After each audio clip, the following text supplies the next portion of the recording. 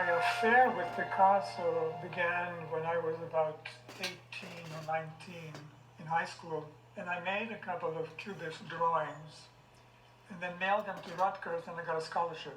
So I owe him big, you know. When I see what Picasso is doing, especially around the time of 1909 or something, he looks like an anatomist, you know, a doctor of anatomy who opens up his brain. There's all this gray and brown matter. It's as if this segment shows, oh, there's an apple there.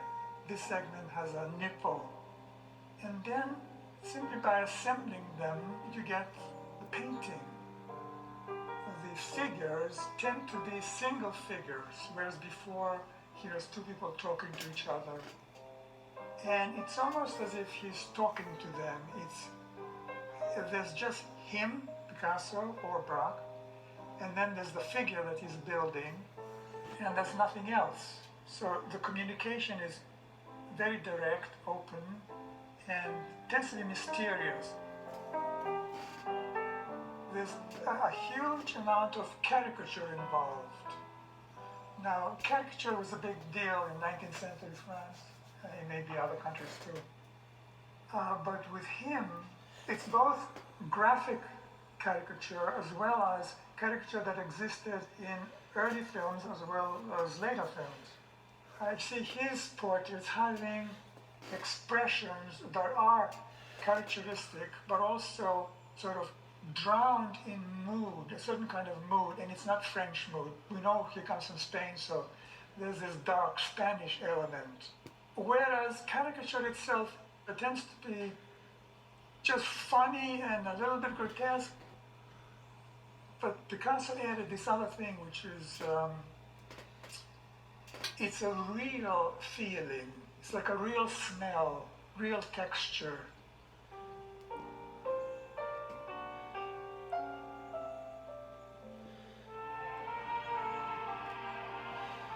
In 1907, it was Apollinaire who introduced Braque to Picasso.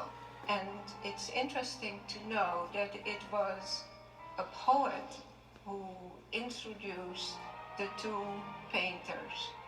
Very early on, Apollinaire was named by Picasso Le Pape du Cubisme.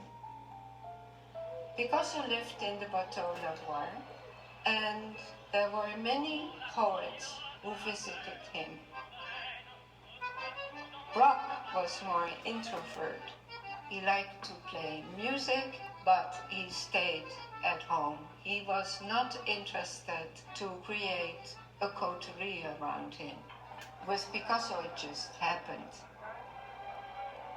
Braque had been very much interested in the fauves, the wild beasts, but had moved on by being interested so much in Cézanne to a more formal simplification of landscape. Those paintings he offered to be part of the salon, and the paintings were refused. Kahnweiler, the dealer, said, "I will show your landscapes," and he asked Apollinaire to write the introduction. His compositions have the harmony and plenitude we were waiting for. He no longer owes anything to his surroundings. Georges Braque knows no rest, and every one of his paintings commemorates an effort that no one before has yet attempted. It was later on that Braque said to Dora Valier, "We both had come to a similar form of vocabulary, and after that we began to work nearly as one man. We were two mountain climbers held together by a rope. C'était un petit peu comme la cordée en montagne." Not one painting would be finished, as Picasso said, unless Braque had seen it. And not one painting of Braque would be finished unless Picasso had seen it. Braque said they spoke with each other nearly in code. He says, if you would listen to our talks, you wouldn't understand it. It was only understandable for the two of us. And in retrospect, we have nothing to say.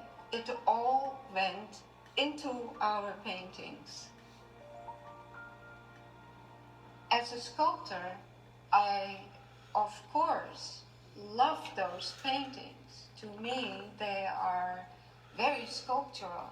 Braque is more painterly. He keeps his small cubes more open. There is more possibility to feel an ambiguity. With Picasso, it's hard and faceted and no transition, and it's so daring to me. Noir. A, black. Non. E, white. I, red. U, green. O, blue. Voyelle. Vowel. Je dirais quelques I shall jours tell de one naissance day septembre. your mysterious Ah, origin. noir quand c'est A, velu black. des mouches éclatantes qui bovinent autour des puanteurs cruels. Arthur Rimbaud. The whole connection of the poets and the artists, that they were challenging